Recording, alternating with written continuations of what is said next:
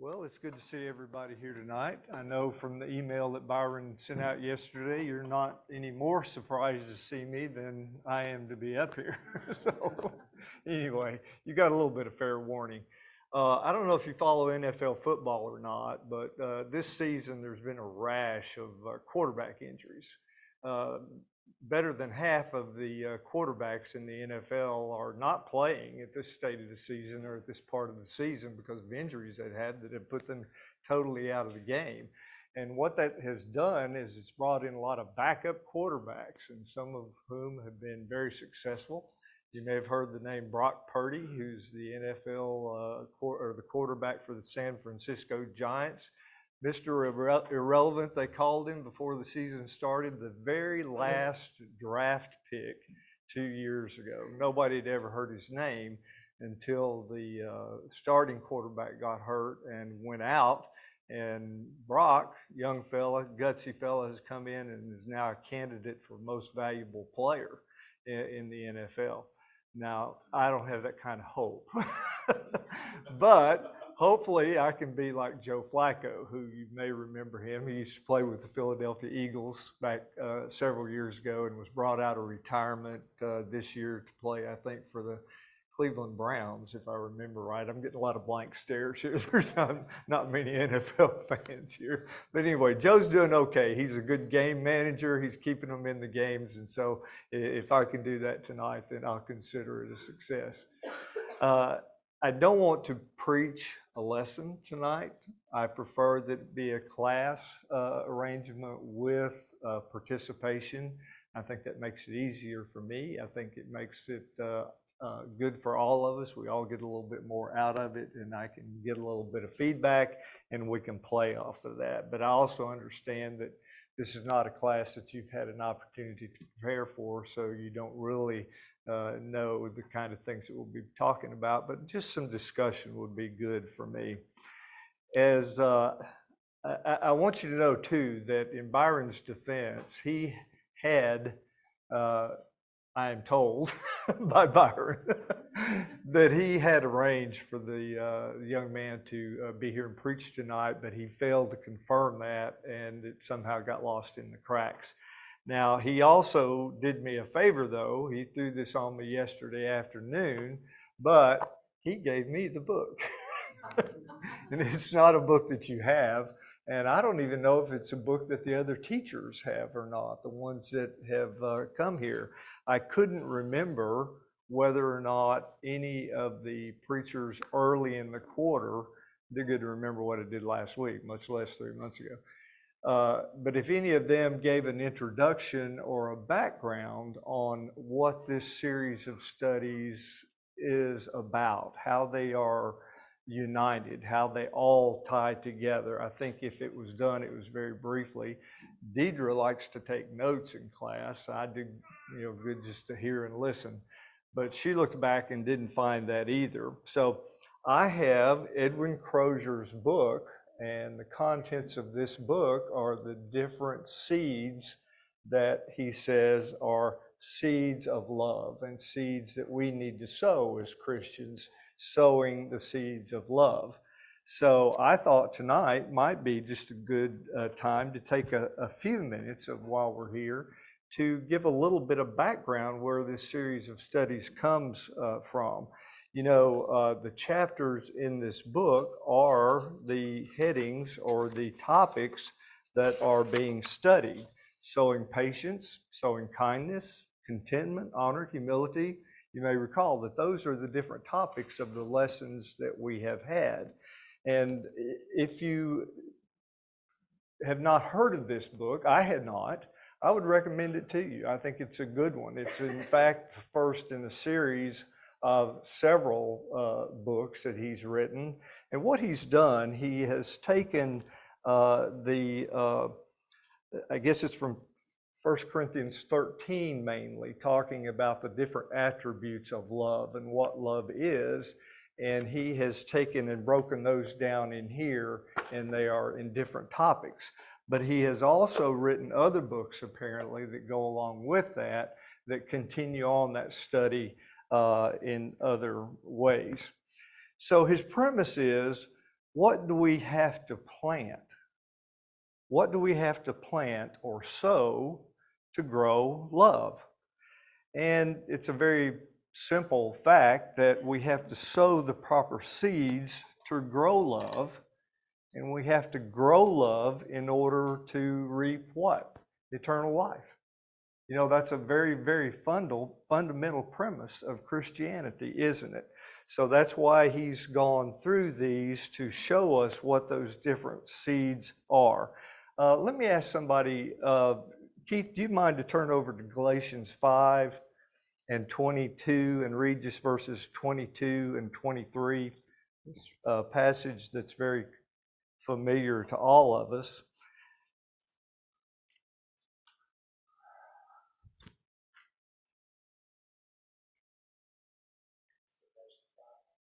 5, 22 and 23.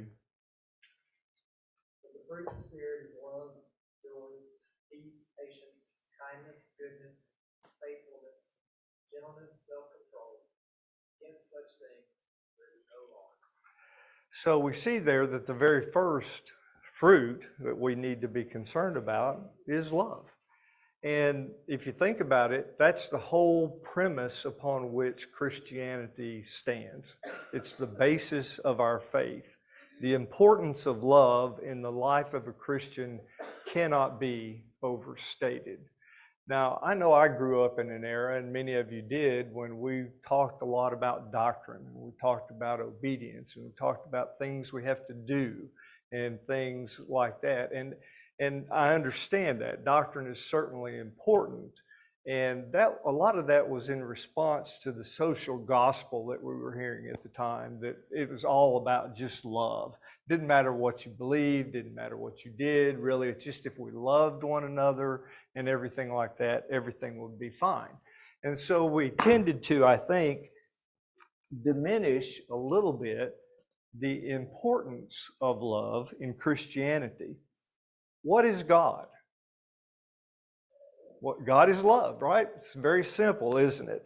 And he so what the world that he gave his only begotten son. So loved the world that he gave his only begotten son. It is the defining characteristic of discipleship. Somebody turn to John 13 for me, verses 34 and 35. And read that and tell me what that says about the importance of love.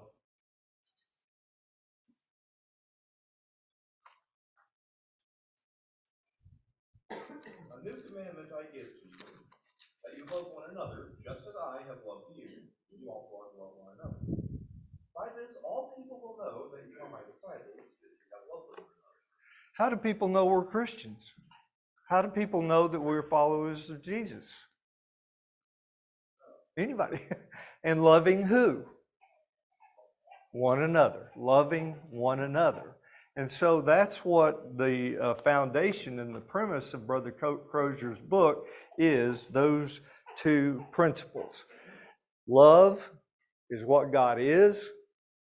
He loved the world so much that he gave his son, and love is the defining characteristic of our discipleship, because if we have love for one another, we not only lift each other up and encourage one another, but it shows everybody else what Jesus' disciples are about. It shows that we are his disciples. All of that is based on our love for one another. And the specific lessons in this book are based on 1 Corinthians 13, 4 through 7. Somebody read that for me, please. Another one that Mike can even quote. This takes the first one of the fruits, the love, and breaks it down into what the characteristics of love are. Jeremy, have you got that? 1 Corinthians 13, 4 through 7. Love is patient and kind. Love does not envy or boast. It is not arrogant or rude. It does not insist on its own way. It is not irritable or resentful. It does not rejoice at wrongdoing, but rejoices with the truth. Love bears all things, believes all things, hopes all things, endures all things. All right. So those are the characteristics of love, what love is, and that's what he takes the lessons from. And as he points out, to grow those fruits of love or those attributes, we've got to plant those seeds. I mean, that's pretty basic information, isn't it? If you want to grow an apple tree, you're going to plant an apple seed. If you want to grow asparagus, which I don't know why you'd want to do that, but if you want to grow asparagus, yeah, I guess you plant asparagus seeds. So it's a fundamental law of nature, and it's a fundamental law of Christianity that you have to plant the seeds of love. And as Jeremy read, the different things that are characteristics of love are what we are studying about in this series of studies. And tonight we're going to talk about sowing trust. Now, trust may not be one of the words that is contained in the passage from 1 Corinthians that Jeremy just read. In some translations, it does not have that, but in other translations, many translations, in fact, it says, love always trusts and always hopes. So that's what this lesson is about tonight, sowing the seeds of trust. That's our topic. Now, one thing I think we need to caution ourselves about is a problem that we might arise in us when we are talking about sowing these seeds. Because when we think about love, when we think about trust, when we think about hope, what do we think of those things? Do we think of them? How do you think of those things? Are they, I don't want to say too much without giving it away, but I'm not sure how to say it without getting you to respond to it. Is that, in fact, is love, is that a feeling?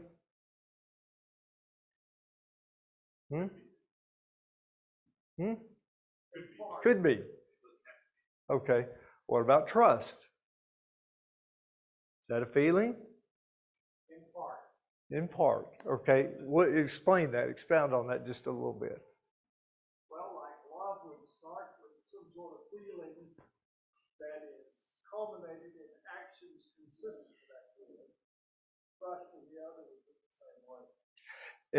As humans, not thinking as Christians should think right now, but how most people think, when you think about trust, what is that? How do you come to trust somebody? Confidence in their ability to be what they're supposed to be and do what they're supposed to do. Did you look that up in the dictionary? Or did you just say that off the top of your head? Yeah, that's basically a good definition of trust right out of the dictionary. But what do we tend to think of from a human perspective, and I think we're all guilty of this, how does somebody get our trust? They earn it, right? Do I trust Austin? Yeah, I trust Austin. Do I trust him, though, based on the fact that he's a brother in Christ, or do I trust him because I've had past dealings with him that he has earned my trust? He's not lied to me. He's never cheated me. He's always done what he said, so I have feelings of trust for him. So we tend to see these seeds that we're supposed to be sowing as a response to other people, don't we? We need to remind ourselves and remember that the seeds of love are seeds that we are to sow and are not feelings. They can be feelings, there's feelings involved, but they are actions, aren't they? They are things that we are obligated as Christians to do, not to just feel, not to just have that attitude. In fact, sometimes we may have to trust, and hope is the other word that goes along with that in 1 Corinthians 13, in spite of what we feel, don't we? You may have things in your life that make it hard for you to trust people that you don't know. Make it hard for you to trust Christians even, depending on your background and your experiences. But if we are responsible for sowing the seeds, we who are responsible for sowing the seeds must do. We have to trust. We'll get into that a little bit more and how we do that and why. But again, we may have to trust and hope in spite of what we feel. So it's an action that is required of us as Christians. So does this requirement of action, and I'm talking about specifically trust here, does that require then, if it's an action that we have to do, not based necessarily on our experience with somebody, does that mean that, well, we must necessarily be so trusting that we're naive?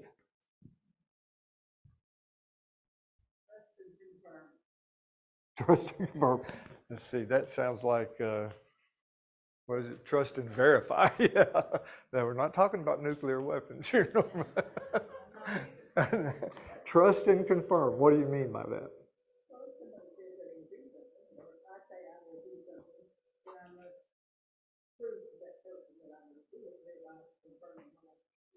Okay, any thoughts on that? Any comments on that?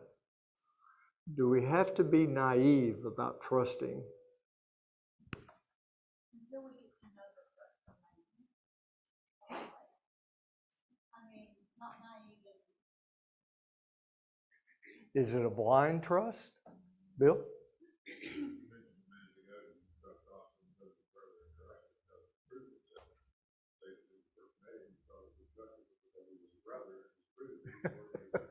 Okay.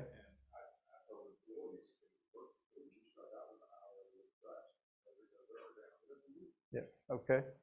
Let's look at a couple. Did somebody else have a comment? Yes.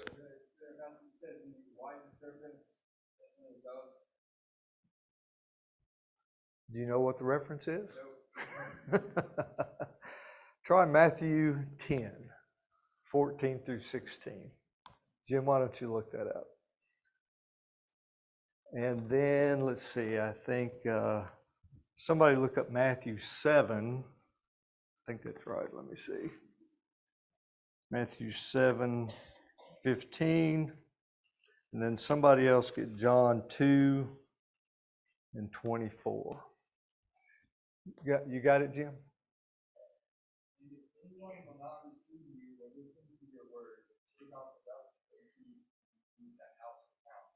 Truly I say to you, it will be more bearable on the day of judgment for a man that is not of his heart than for that man.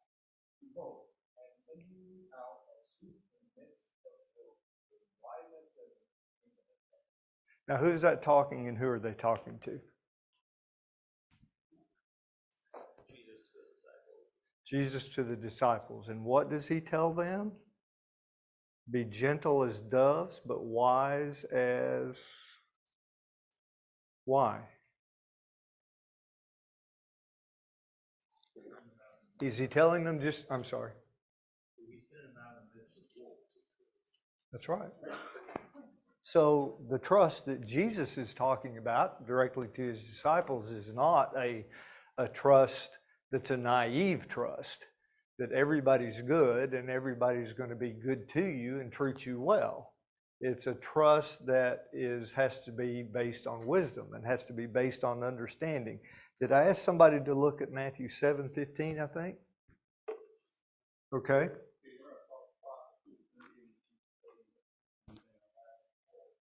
That doesn't sound very trusting, does it? Does it? Beware.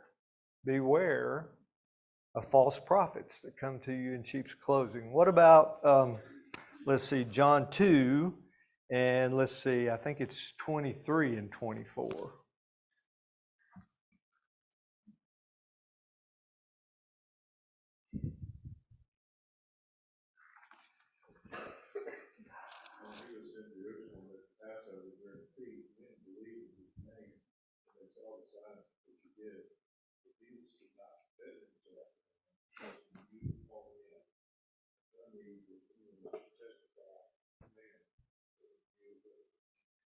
What's another word that some versions have instead of commit himself to them? In trust. What is the context there, and what is Jesus saying? What is it saying Jesus would or would not do, and why? Can you explain that to me? He wouldn't trust them with plainly telling them of his identity. And why?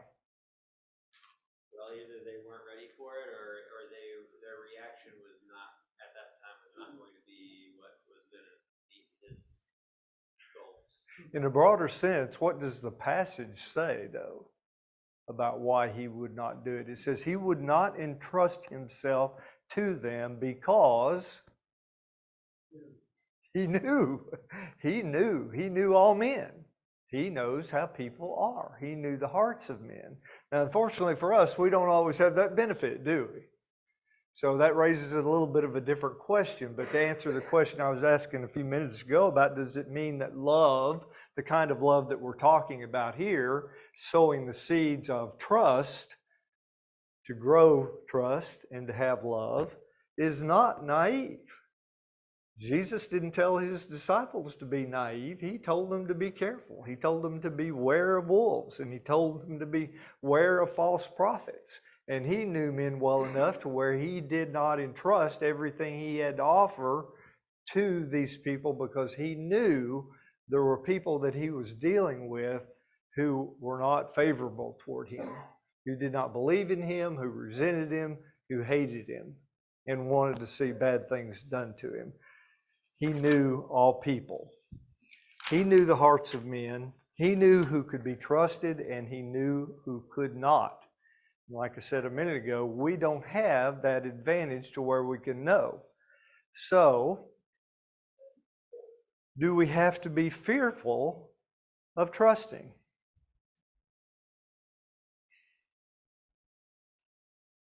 Is that all I'm going to get out of you? Yeah.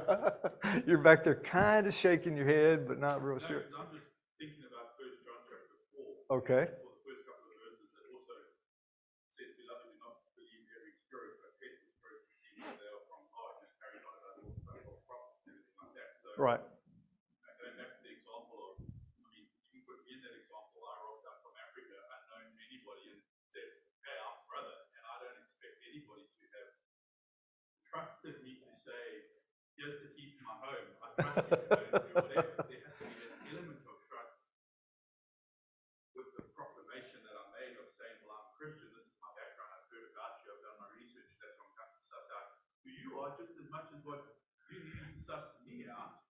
There's a level of trust there, but I think that trust gets. Okay, I'm going to pick on you a minute.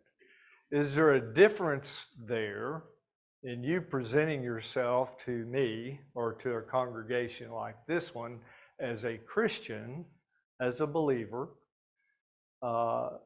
who appears to be a faithful Christian, and being naive and trusting you, and what Jesus was saying about being wary of false prophets, and telling the disciples to be gentle as doves but wise as serpents? Is that different? And if so, how? I think there are some similarities, but I also think it's different. In terms of me rocking up here, it would be foolish for me to just rock up here and for you to say, "Oh, well, seeing that you're here, why don't you just preach for us?" You haven't tested me to make sure that what I'm saying is true. Not that you just trust me, but you just need to make sure, compared to, I think, really similarities is what Jesus is saying, beware of the false prophet. What if you're out of gas and hadn't had anything to eat in a while? We'll come back to that in a minute. What might cause us to, I'm sorry, Jim, go ahead if you had a comment. In Matthew chapter 6, Jesus talks about false prophets, says you'll recognize them by a fruit. And so that takes time, right? Like time to watch the fruit. Okay, we'll come back to that in a minute, because I have a different thought I want you to consider. What are the kind of things that might cause us to distrust?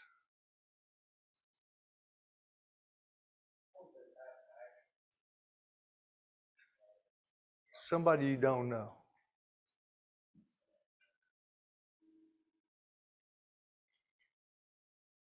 We receive information from other people.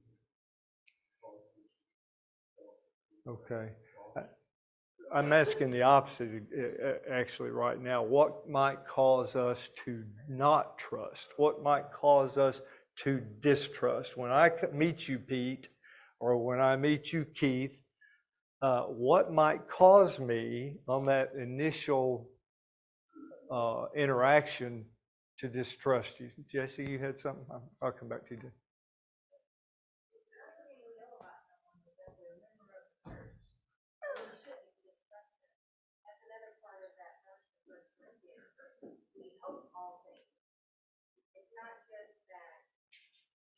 We trust immediately, but if all we know is that they're labeled as a third, that's all of our information, then we don't turn to that because that's all we know.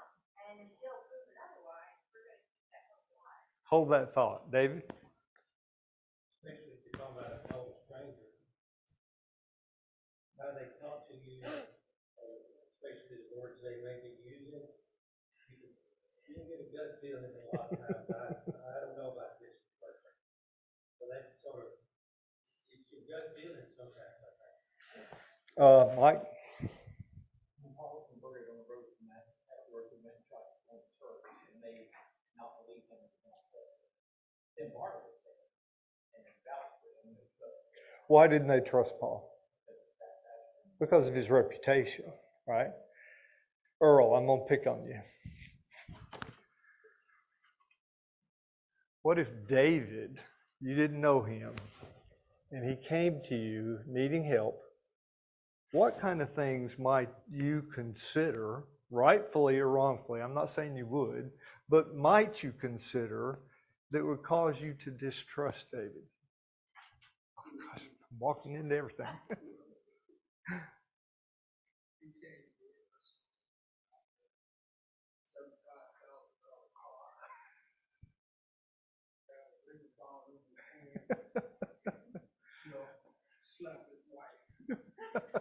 Well, that's right. Yeah, those are good ones. Those are good ones. But, and I'm going to touch on a sore subject here, but we also got what? Old white guy, right? I know you. I know that's not going to bother you.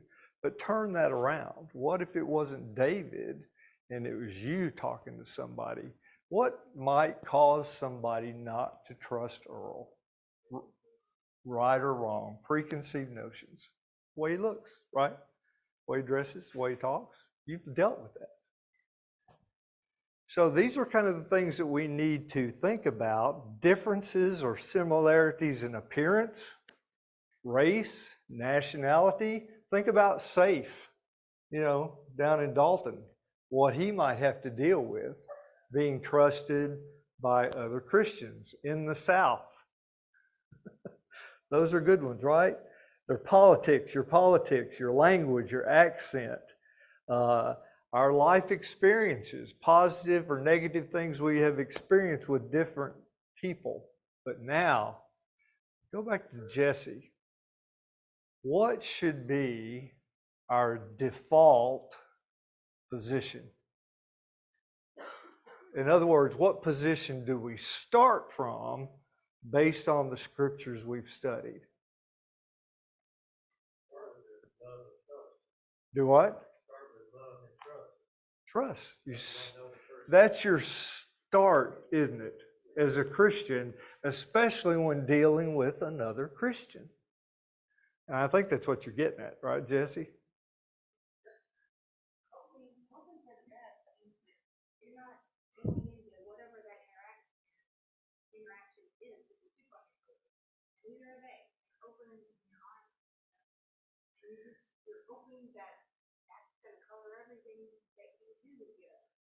So what Brother Crozier is trying to say here is there is trust, but it's not naive trust.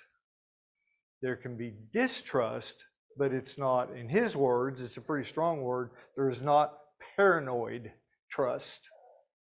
And the determining factor is where your default position is. where you start. And it may not be where you end up. Bill, you ever dealt with a situation as an elder where somebody was needing help, monetary help, support, different things like that to get through, and that kept on and kept on and kept on? What did you do about that? How did you resolve that ultimately?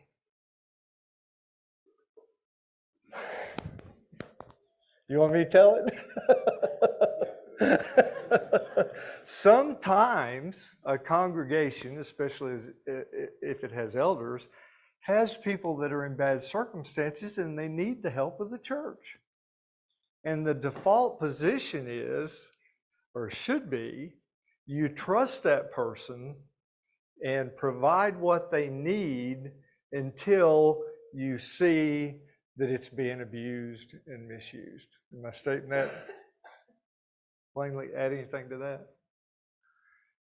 So, and I think that's what Jesse's saying, is you give the benefit of the doubt, is another way to say it. Because what we're mainly talking about here with trust and a loving relationship is that relationship between Christians. If you're dealing with a Christian, even one you don't know very well, then shouldn't our default position be that we trust all things, hopes all things? We hope that they are worthy of our trust. And until they show us wrong, and there's not much question about it, and that's always a matter of judgment when you stop that.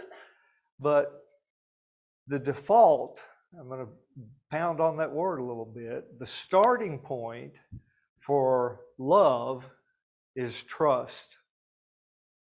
The default or the starting point for those without love is suspicion and distrust. Does that make sense? If somebody comes in here and they're a member of the church and they're new, I really don't know anything about their background, but they worship with us and they appear to be a good person, loving person, a faithful Christian, then my starting point is that I trust them. Whereas the world, on the other hand, would have the opposite starting point. And that's the way it usually is, isn't it? The world has that starting point of, no, you got to prove yourself to me first before I trust you. Any comments or questions on that so far? I've done a lot of talking. I appreciate your comments. Does that make sense to everybody? Yeah. I just think this can be so powerful, like having trust put in you that you're not so sure you deserve yet, I think is really transformative to you feeling loved, feeling a part of something, and actually getting up and being useful. I think it builds confidence in any of us to use our talents for the Lord, is when others, especially that we respect, come and trust us when maybe we haven't done anything to earn that yet. Right. Well said. Thank you. What kind of experiences can you think of, other than the one I just recounted to you, about a brother or sister who was in need or said they were in need and took advantage of that? What kind of experiences can you think of that you have had that would tend to support your default position, whether that be trust or distrust? Anybody think of examples? Mainly, I guess I'm thinking about things, if you come across situations where it makes it hard for you to trust anybody. Nobody? Yes, ma'am.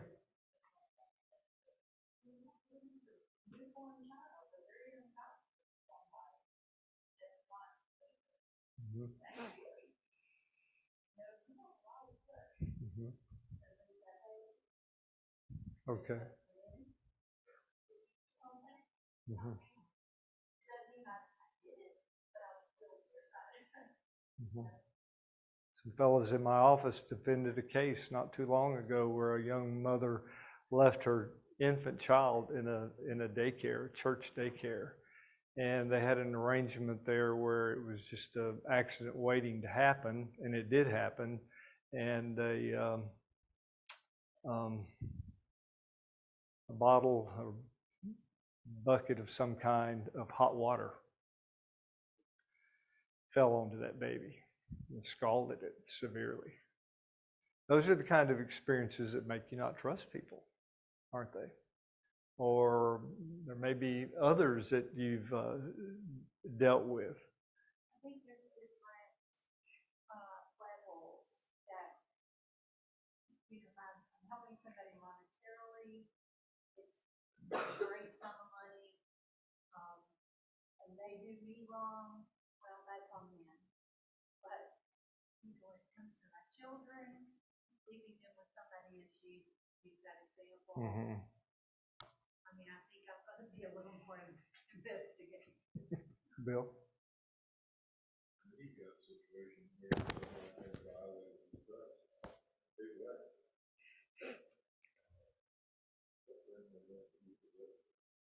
Mm-hmm. We've got to reestablish trust with that person. If we take a little time, Mm-hmm.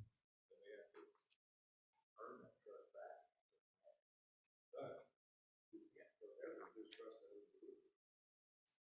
So I think of sowing trust. I know we're talking about trusting other people. What are we doing to sow trust for other people who try that? Mm-hmm. So if somebody messes up, I'm never willing to forgive them, or if I tell them I forgive them, but I never allow them to have the same level of relationship with me that they have in the past. I'm not so trust myself. Right. I trust that I will grant them. It's definitely a two-way relationship. Jeremy, and then Pete, just say, is that? I think about the trust, he's coming back.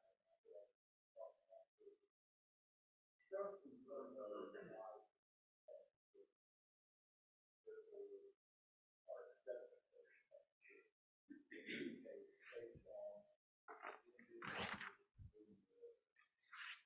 I keep coming back to my head.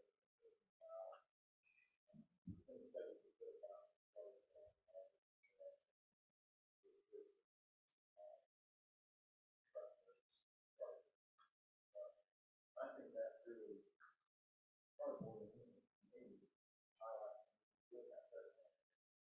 It needs to us. Right. Or trust the exist in our congregation.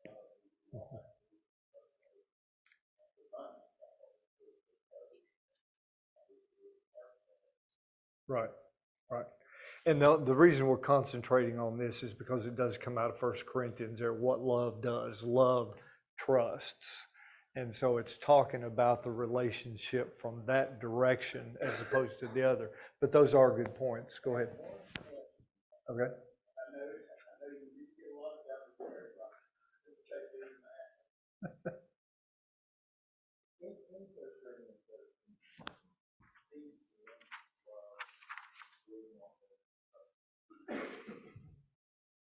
Is it possible to love without prayer? What do you think? Oh, I know what I'm going to say, but I just want to hear what you're.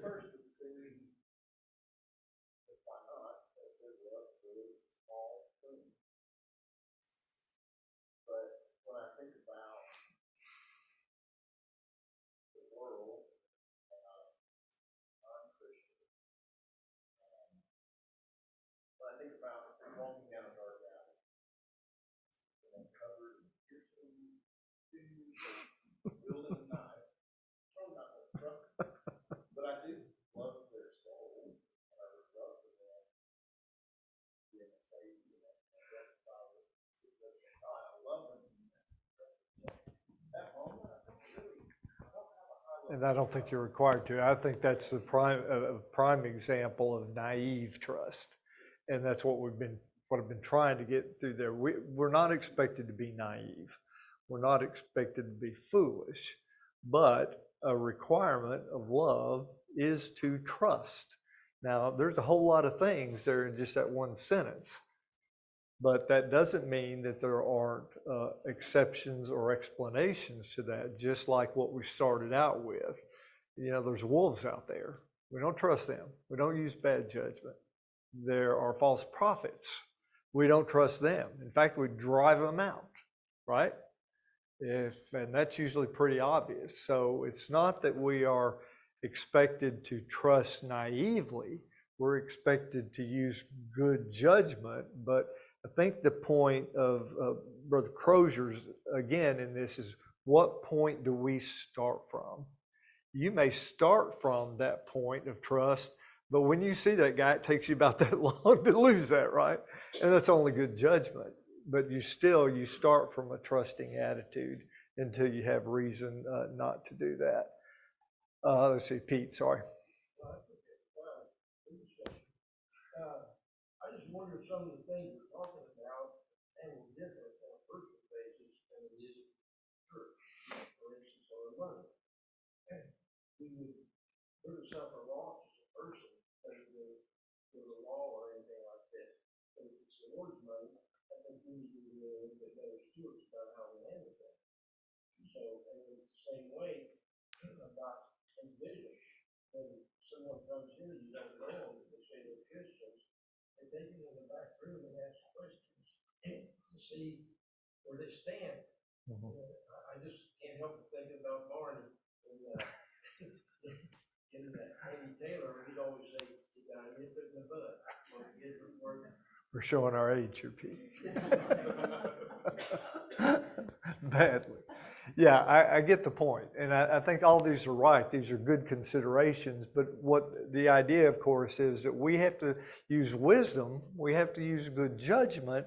But again, we start from, especially with the brethren, and that's what we're talking about here primarily, but with others too, we start with that position of being trusting, of being loving, of being caring. And we sometimes are guilty of not doing that. That's what should be our default. Finally, and we're about to run out of time,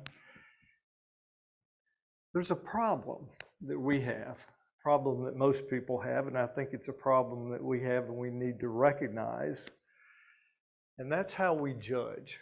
And that's how we judge whom we trust and we don't trust. But we judge ourselves how? We judge ourselves based on our circumstances. We judge ourselves based on our good intentions.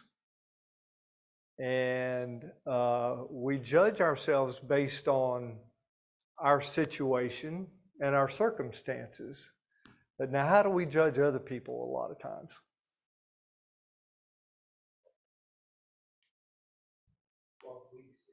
What we see. Their actions only. If I'm late to work, what am I likely to think? I'm likely to think, boy, traffic was really bad this morning. I got up and I didn't feel too good, and I had to take some aspirin and sit in the chair for a few minutes before I got feeling good, so I'm late. So we judge ourselves based on our circumstances and what we intend. I intended to get to work on time, but when I got up this morning, and let me tell you, the last couple of years I was working, that happened a lot. I didn't feel very good. I didn't want to go. But when we see the other guy come in late from work, what do we think? Huh? What? He's irresponsible. Should have gotten up earlier, right? Should have made arrangements. He should have known traffic was going to be bad. He goes that way every day. He should have left a little bit earlier. But we think of ourselves differently. And that, I was interested in Brother Crozier's book to find out that that is actually a psychological theory. Huh? Go ahead. Yes, it is. Fundamental attribution error. That's a fancy name for what I just described to you, but that's an actual psychological idea or theory or foundation, that the way people behave, the way people think about themselves is different from what they think about other people. So that's something that we need to be careful of. I thought that was interesting, that we need to not judge other people more harshly than we judge ourselves, but just because we can see the things, we had good intentions, we just weren't able to carry them out that morning. So, yes, sir. I'm sorry. I wrote a paper on this one, so I'm totally an expert. I get that. But something to consider. How long ago should I ask that? No, don't ask that question. More than a week. One of the things to consider about that is that one of the reasons that the theory says that one of the reasons that we have that default is because we know ourselves well, meaning we know we were tired, we were late, our car had problems, our kids are annoying, my life is horrible, I didn't know what to wear, and I had too many choices. Right? So those are not good excuses for anyone, but because we know all of those elements, it's easier for us to be compassionate and judgmental toward ourselves. Right. It's very hard on and very easy on ourselves. Right. So if you look back, the more you know the people around you, the more you take the time to get a relationship, the more that you can learn about them, the more likely you are to think better of them and to do more for them. And I think that plays into the whole concept of trust, is that if you allow yourself to be known, it's easier to know you and it's easier to get them. There you go. That was the paper. I got a B. You know, I was kind of wondering how I was going to wrap this up. And that's the perfect, that really is the perfect ending to the thing. Brother Crozier points out that there's a lot of risk in love and a lot of risk in all of these things because it makes us vulnerable, it makes us easily hurt, we're easy targets when we trust and we're overly trusting, and we have to overcome the fear of that risk. And like, you know, he reminded me of something that I've always thought: nobody ever goes to hell for being naive or being taken advantage of. That's on the other guy, right, Bill?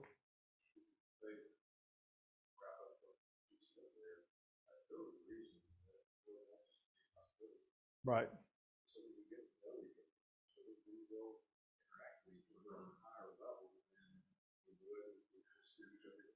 And then there's a foundation for that trust, right?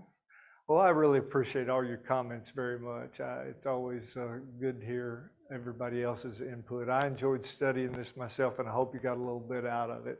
Thank you very much.